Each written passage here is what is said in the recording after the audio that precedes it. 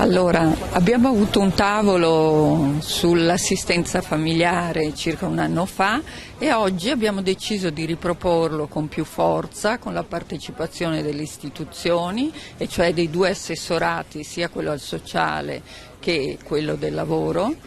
È una cosa che ho voluto personalmente perché sono convinta che il futuro, che vede una notevole denatalità e un aumento della terza età, abbia assolutamente bisogno di figure che sostengano le famiglie più fragili. Quindi in quest'ottica oggi abbiamo discusso e devo dire che la mia grande soddisfazione è stata accorgermi che questo era il primo tavolo nazionale che è stato costituito di questo tipo. Quindi con l'augurio di proseguire, di approfondire i temi e soprattutto di rinnovare questa figura che finora non aveva grande considerazione, ma di qualificarla in modo che diventi una grande opportunità non solo per gli stranieri ma anche per gli italiani. Sono convinta che sarà una figura non solo di donne ma anche di uomini